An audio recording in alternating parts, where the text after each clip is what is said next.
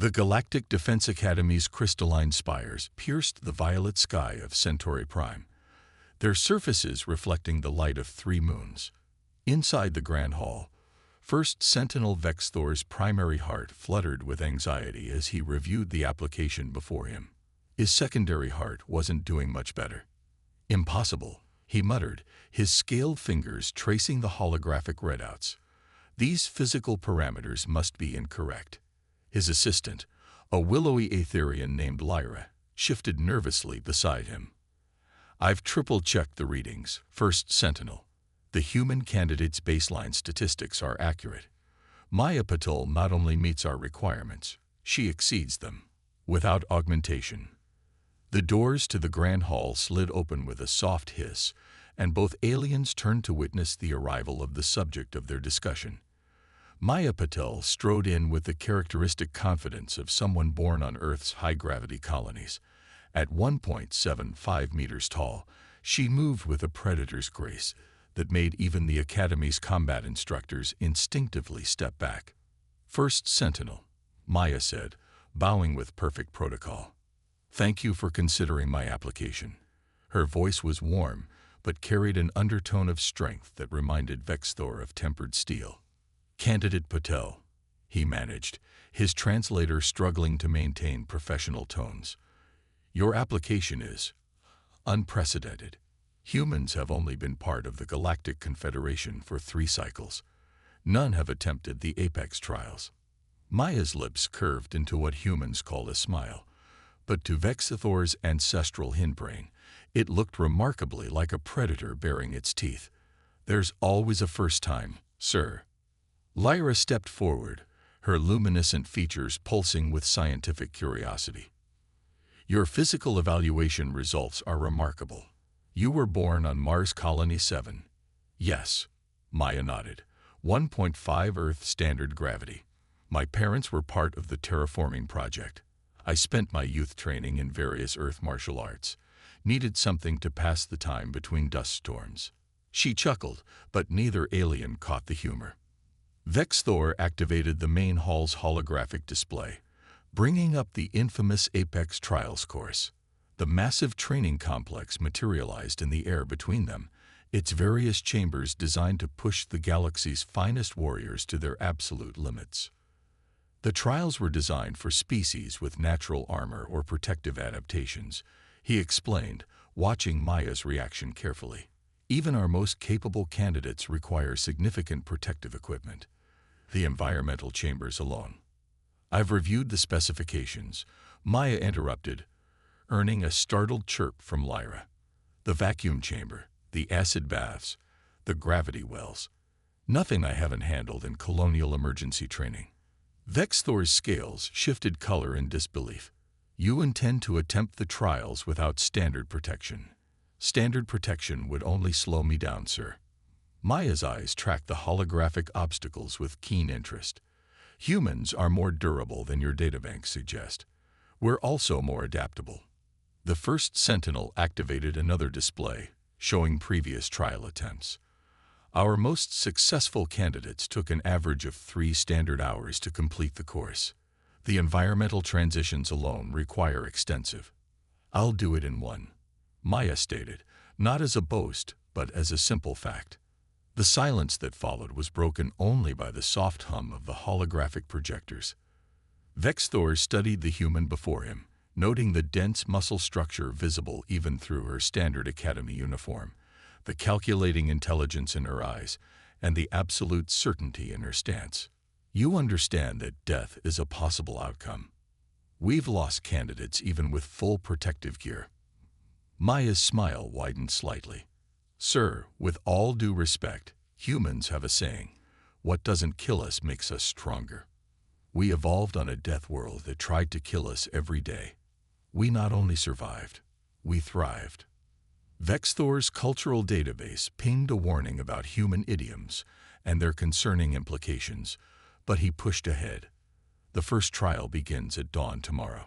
Your last chance to requisition standard protective gear will be at pre-trial check-in. I'll be there, Maya said, turning to leave. At the door, she paused. Oh, and First Sentinel, You might want to reinforce your training drones. I'd hate to break your equipment on my first day." After she left, Lyra turned to her superior, her bioluminescence flickering with concern. "Should we alert medical to prepare for human physiological trauma?" Vexthor stared at the door for a long moment before responding. "Alert everyone, Lyra. Something tells me tomorrow will change everything we think we know about our new allies." He paused, then added, "And double-check the drone reinforcement protocols." Something about her smile suggests she wasn't joking about breaking them. As news of the human candidate spread through the academy that evening, betting pools emerged, emergency medical protocols were reviewed, and more than a few xenobiologists updated their research parameters. None of them knew it yet, but Maya Patel was about to demonstrate why humans had not only survived their death world, they had conquered it. And she was going to do it without a single piece of armor. Dawn on Centauri Prime painted the Academy's training grounds in shades of crimson and gold. A crowd of instructors, medical personnel, and curious students had gathered around the Apex Trials arena, all maintaining what they considered a safe distance from the human candidate. Maya stood at the entrance of the first challenge chamber, completing a series of stretching exercises that made several xenobiologists wince. Her chosen attire had caused quite a stir. Simple compression shorts and a moisture-wicking top, materials designed for movement rather than protection. Candidate Patel, Equipment Officer Zach Still approached, his tentacles clutching an array of protective gear. "This is your final opportunity to accept standard safety protocols." His voice processors conveyed genuine concern. "The first chamber alone contains automated combat drones with level 3 plasma stunners, gravitational anomaly generators, and randomized terrain obstacles." Maya finished, rolling her shoulders. "I read the manual." "Then you understand the risks off." Officer Zach Still, Maya interrupted gently. "How much does the standard protective suit weigh?" "Approximately 47 kilos, designed to distribute weight evenly across." "That's 47 kilos of restricted movement I can't afford." She completed one final stretch. "Trust me, the best protection I have is being able to move freely." From the observation deck, First Sentinel Vexthor activated the announcement system. "Candidate Patel, your trial begins in 30 seconds. Your objective is to reach the far chamber while neutralizing all combat drones. Medical withdrawal is available at any." "Ready when you are, sir," Maya called back, dropping into a ready stance that made several combat instructors lean forward with interest. The chamber doors slid open with a pneumatic hiss. Inside, the massive arena stretched out like a technological labyrinth. Floating platforms hung at various heights, their surfaces gleaming under the artificial lighting. In the shadows, the red sensor lights of combat drones blinked to life. Maya took a deep breath and smiled. The moment she stepped inside, the gravity shifted. What should have been a normal walking stride became a powerful leap that carried her 3 meters into the air. Instead of panicking, Maya twisted mid-flight, using the momentum to land on a higher platform.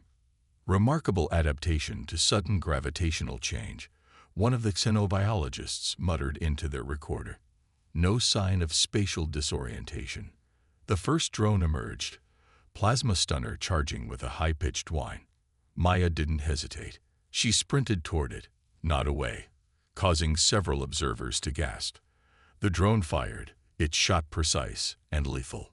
But Maya wasn't there anymore. She had dropped into a baseball slide, the plasma burst passing harmlessly overhead. Before the drone could recalibrate, she pushed off the platform with her hands, launching herself feet first into the drone's chassis. The impact sent it spinning into a wall, its systems crackling with failure. "Impossible," Zach Still whispered. "The force required to disable a Mark IV combat drone through pure kinetic impact." More drones emerged, filling the air with plasma fire. Maya moved through their attacks like water through rocks, each movement flowing into the next. She used the varying gravity fields not as obstacles but as tools, letting them amplify her jumps or slow her falls. "Look at her biomechanical efficiency," another scientist observed. She's calculating trajectories and gravity fields in real time without computational assistance. Maya grabbed a disabled drone's arm, swinging it like a makeshift club to knock two more out of the air. "Hey," she called up to the observation deck, barely breathing hard. "These things are pretty well built. Sorry about the dents." In the control room, Vexthor's scales had shifted to a pale shade of disbelief. "She's enjoying this," he realized. By the first stars, she's treating it like a game. The chamber's final challenge activated, a series of platforms that began to disappear and reappear randomly, with gaps that would mean certain death for most species. Maya studied the pattern for precisely 2 seconds before launching herself into the chaos. What followed defied several laws of physics and most of the Academy's understanding of biomechanics. Maya bounced between platforms that existed for mere seconds, used momentum from falling gravity fields to propel herself upward, and at one point ran horizontally along a wall to bypass a particularly treacherous section. She reached the far chamber in exactly 7 minutes and 22 seconds. Behind her, 13 combat drones lay disabled, and not a single plasma burst had made contact. Maya turned to the observation window and bowed formally. "Ready for the next chamber, First Sentinel. Though I might suggest upgrading the drone's predictive movement algorithms. They seem calibrated for species that rely on armor rather than agility." In the stunned silence that followed, Lyra leaned close to Vexthor. "Sir, the environmental challenges are next. Should we perhaps adjust the intensity?" Vexthor watched as Maya began another set of stretches, preparing for whatever came next. "No," he said finally. "I have a feeling we're about to learn exactly what a Deathworlder can do. Alert maintenance to begin preparing replacement drones." He paused. "And contact the Galactic Defense Council. They need to see this." Maya glanced up at the next chamber's entrance, her eyes gleaming with anticipation. The warnings for extreme temperature variations, toxic atmospheres, and vacuum exposure flashed in angry red letters. She cracked her knuckles. Now this is going to be fun. The environmental chamber's entrance sealed behind Maya with an ominous hiss. Through the observation windows, the assembled crowd watched as warning indicators flashed across their screens. The chamber ahead was designed to simulate the most hostile environments in known space. "Beginning thermal sequence," announced the automated system. Chamber temperature rising to 440 Kelvin. The air shimmered with heat. Most species required specialized cooling systems to survive even brief exposure to such temperatures. Maya's only concession to the rising heat was to tie her hair back. "Vital signs are stable." The medical officer's tendrils twisted in confusion. "She's sweating. Some kind of natural cooling mechanism, but otherwise showing no signs of distress." Maya jogged through the heated section, calling out, "Reminds me of hot yoga back on Mars." Though the studio wasn't quite this toasty. Before anyone could process what hot yoga might be, the chamber transitioned, initiating cryogenic sequence, temperature dropping to 210 Kelvin. Frost crystallized on the chamber walls. Maya's breath became visible, but her pace didn't falter. If anything, she moved faster. "The cold actually helps," she explained between controlled breaths. "Humans generate excess heat during exercise. This is perfect running weather." In the control room, Vexthor noticed a light blinking on his console. "The Galactic Defense Council has opened a direct observation feed," he informed his staff. They're requesting confirmation that our sensors are functioning correctly." The next section brought toxic atmospheres. Caustic gases filled the chamber, the kind that would dissolve most species' respiratory systems on contact. Maya simply held her breath and sprinted through, her face slightly reddened but otherwise unharmed. 4 minutes and 17 seconds without breathing, Lyra noted faintly. The projected maximum for humans was 2 minutes. Previous projections, Vexthor replied, appear to have been conservative. The chamber's final challenge was what had earned it the nickname the Killer, a 100-meter stretch of complete vacuum. Most candidates relied on sealed armor systems with emergency oxygen supplies. Maya faced it with nothing but her own physiology. She paused at the airlock, took several deep breaths in a technique that made the medical staff's instruments go haywire, and then nodded. "Ready." "Candidate Patel." Vex Thor's voice crackled through the speaker. "Are you certain?" Maya pressed the airlock control. The doors slid open, and space itself reached for her with hungry fingers. She moved. What followed would be studied in xenobiology courses for decades to come. Maya Patel, protected by nothing but her own skin, ran through vacuum. Her cheeks puffed out slightly, holding the last breath she'd taken. Her exposed skin reddened, but didn't rupture. Her eyes, unprotected, remained focused on the far door. 80 meters. 60. 40. Impossible, someone whispered. The pressure differential alone. 20 meters. 10. Maya reached the far airlock and slapped the emergency pressurization control. The door sealed, atmosphere rushed in, and she doubled over, gasping in huge lungfuls of air. Then she straightened, wiped some frost from her shoulders, and grinned at the camera. "Fun fact," she panted, "humans can actually survive in vacuum for up to 90 seconds before permanent damage occurs, though I wouldn't recommend trying it without practice." The medical team rushed to examine her, only to find that besides elevated heart rate and minor capillary bruising, she was fine. More than fine, she was ready for the next challenge. "The drone combat arena is next," Lyra reminded Vex Thor. "After seeing this, should we perhaps reduce the number of combat units?" Vex Thor watched as Maya declined medical assistance and began another set of stretches. On his console, messages from the Defense Council were piling up, ranging from disbelief to extreme interest. "No," he decided. "Let's see exactly what she can do. Activate all combat units. Full tactical programming." Maya overheard this through the chamber's comm system and smiled. "Finally, I was starting to worry this was just the warm-up." In the drone preparation chamber, 30 of the Academy's most advanced combat units powered up. Their neural networks hummed with ancient battle strategies, advanced targeting systems, and combat data from 1,000 worlds. They weren't ready for what was coming. Maya rolled her shoulders and cracked her neck. "Quick question before we start," she called out. "These drones are self-repairing, right? Because I'd hate to break your whole stock in one session." Without waiting for an answer, she stepped into the arena. The drones rose to meet her, weapons charging, combat protocols engaging. Maya's smile turned predatory. "Let's dance." The drone combat arena erupted into chaos the moment Maya stepped inside. 30 combat drones, each programmed with centuries of tactical data, moved to surround her.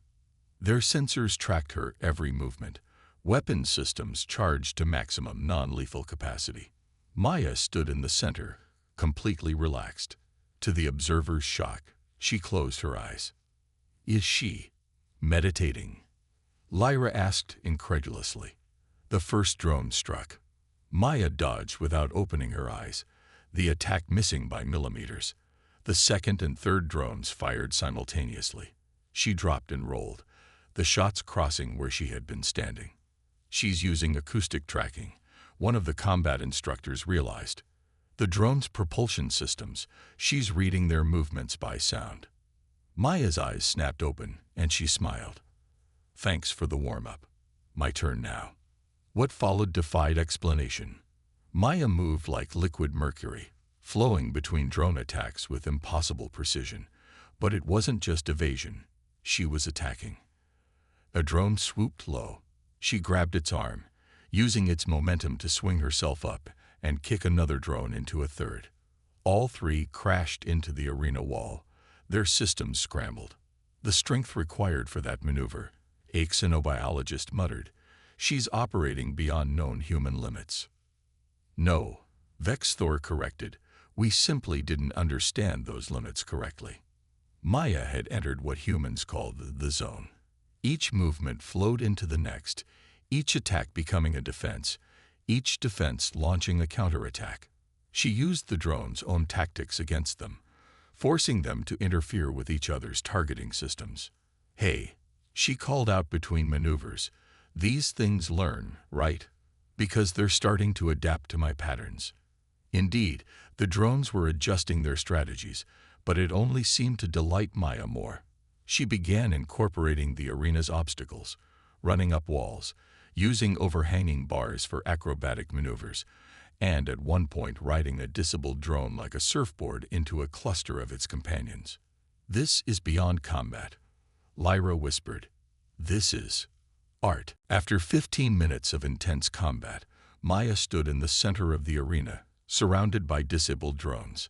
Her breathing was slightly elevated, and a thin sheen of sweat covered her skin, but she looked like she could go another round. "That," she announced, "was a proper workout." She looked up at the observation deck. "Please tell me there's more." Vexthor checked his console. The final challenge awaited.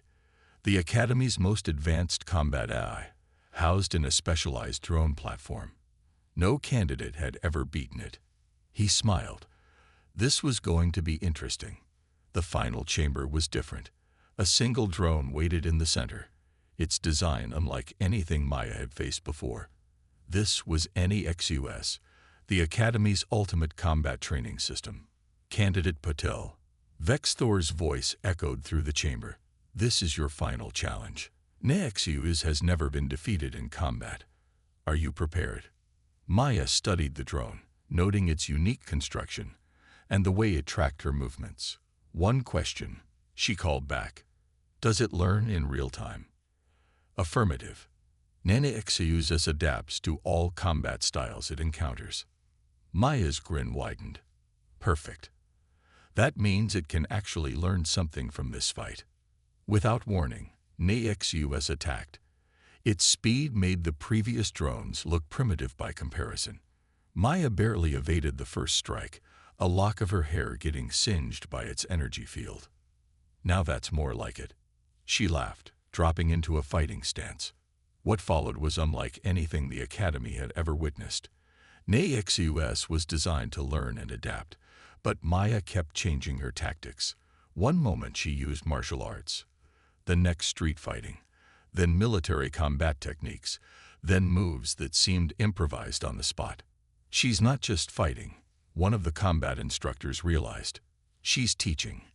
Indeed, Maya was demonstrating the full range of human combat capabilities, letting NEXUS learn and adapt, then showing it something new. The AI was learning more about human combat potential in minutes than the Academy had discovered in years. After 20 intense minutes, Maya finally saw her opening.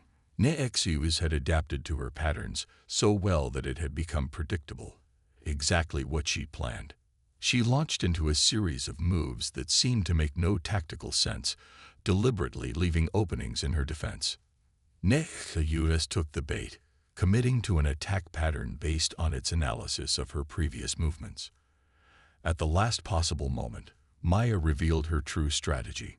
She moved in a way that, according to every combat algorithm in NEXUS's database, should have been physically impossible for her species.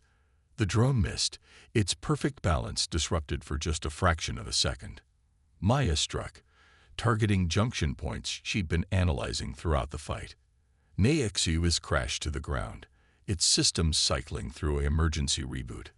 The chamber fell silent. Maya helped the drone back to its feet. "Great fight," she told it.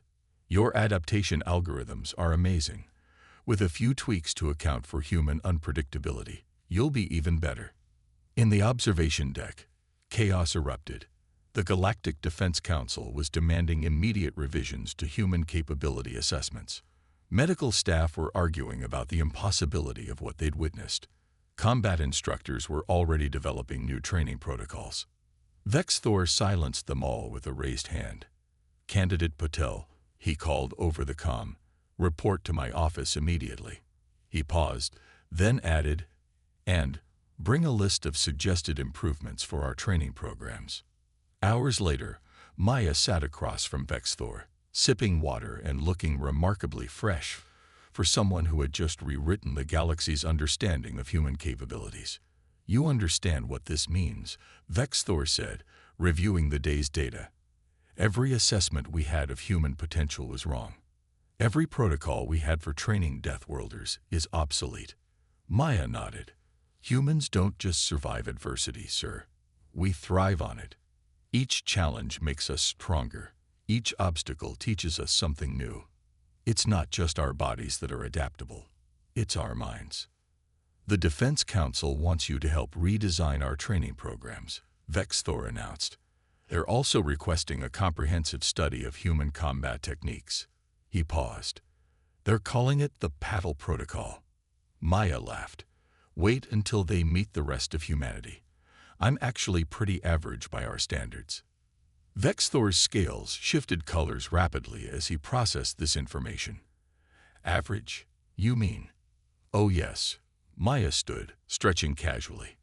I'm just the first one through the door.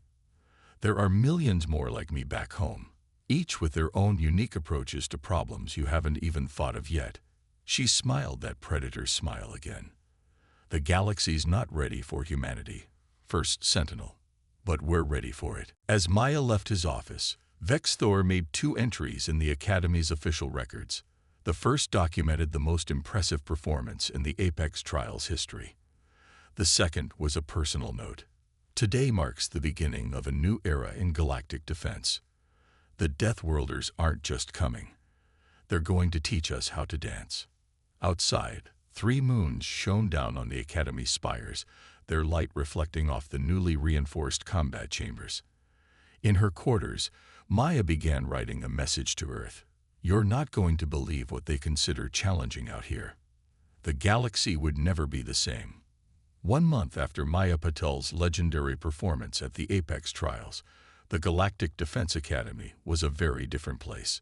The once pristine halls now bore reinforced panels, the training facilities had been completely redesigned, and a new wing dedicated to Deathworlder studies was under construction. In the main lecture hall, Maya stood before a diverse audience of alien military officials, scientists, and combat instructors. Behind her, holographic displays showed detailed analyses of human physical capabilities, most of which had been revised dramatically upward in recent weeks. The fundamental mistake, Maya explained, highlighting various data points, was assuming humans need protection from hostile environments. What you saw as environmental hazards, we see as training opportunities. An exertion official raised a tendril. But surely there are limits to human adaptability. Maya's response was to play footage from Earth, ultramarathoners crossing Death Valley, freedivers plunging into oceanic depths, mountaineers scaling peaks in the Death Zone, and parkour athletes turning urban landscapes into playgrounds. These are our recreational activities, she said, enjoying the wave of shocked murmurs that rippled through the audience. What you consider extreme survival scenarios, we call weekend hobbies. In the front row, Vexthor noticed several council members shifting uncomfortably. The implications were starting to sink in. Humanity wasn't just surviving against the odds. They were actively seeking out challenges that most species would consider suicidal. The paddle protocols, Maya continued, bringing up new training simulations, aren't just about physical capabilities. They're about understanding the human approach to obstacles. We don't just overcome challenges. We learn from them, adapt to them, and ultimately turn them to our advantage. The new training programs she had helped design were revolutionary. Combat drones now incorporated unpredictable movement patterns based on human martial arts. Environmental chambers could be reconfigured on the fly to prevent adaptation. Even AXUS had received major upgrades to its learning algorithms. But the most important lesson, Maya emphasized, isn't about combat or survival. It's about creativity. Humans don't just think outside the box. We question why there's a box in the first place. To demonstrate, she invited a group of alien cadets to attempt a modified version of the trials. Instead of providing them with traditional armor, she taught them human techniques for environmental adaptation and tactical improvisation. The results were startling. Your species have natural advantages we humans can only dream of, she told the audience as they watched the footage. combining those with human tactical approaches. That's how we build a stronger galactic defense force. After the lecture, in a private meeting with the Defense Council, Maya dropped the real bombshell. I'm not unique. I'm not even exceptional by human standards. Earth's military academies produce thousands of candidates with similar capabilities every year. And they're all eager to join the galactic community. The council chambers erupted in excited discussion. Plans were immediately drafted to expand the academy's capacity. New training protocols were approved. Research budgets were doubled. But it was in the quiet moments between official meetings that the real changes became apparent. In the academy's corridors, alien cadets could be seen practicing human martial arts. The medical bay had started researching human cellular regeneration techniques. Even the cafeteria had begun offering spicy options, though most species still couldn't understand why humans would voluntarily consume caustic substances for pleasure. 6 months after Maya's historic trial run, a new batch of human candidates arrived at the academy. They found an institution transformed, not just physically, but philosophically. The signs were subtle but significant: reinforced training equipment, expanded medical facilities, and most tellingly, a new motto carved into the academy's entrance: adapt, overcome, evolve. In his office, Vexthor reviewed the latest batch of applications. The number of candidates from traditionally soft worlds had increased dramatically. Inspired by humanity's example, species that had once considered themselves too fragile for military service were now eager to prove themselves. "You've started a revolution," he told Maya during their weekly strategy meeting. "Not just in how we train, but in how the galaxy sees itself."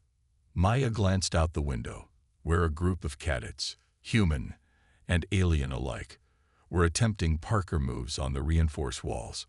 "We didn't join the galactic community to show off," she said thoughtfully. "We came to share what we've learned from our world. Every species has the potential to be extraordinary. Sometimes they just need someone to show them it's possible." A notification flashed on Vexthor's screen. Another human candidate had just broken a training record. He smiled, his scales shifting to a color that approximated amusement. "The galaxy wasn't ready for humanity," he admitted. Maya watched as an Aetherian cadet successfully completed a move she had taught them, their bioluminescence flaring with pride. "Maybe not," she agreed, "but it's learning fast." In the years that followed, the term paddle standard became synonymous with pushing beyond perceived limitations. The Academy's graduation ceremonies now included demonstrations of human-inspired training techniques that would have been considered impossible just months earlier. But perhaps the most significant change was in the galaxy's collective mindset. Species that had once defined themselves by their limitations began to explore their potential. Deathworlder was no longer a term of fear or awe. It became a reminder that adversity breeds strength, that challenges foster growth, and that sometimes the most powerful weapon isn't armor or technology, but the determination to prove impossible things possible. And it all started with one human who decided to take on the galaxy's toughest training course without a single piece of armor. Maya Patel's personal log, 1 year after the trials, contained a simple entry: "They asked me to show them what humans could do. Instead, I showed them what everyone could do." The real revolution wasn't proving human strength. It was showing the galaxy its own. The entry concluded with what would become the unofficial motto of human instructors throughout the galaxy: "No armor, no problem. The strongest shields are the ones we build within ourselves."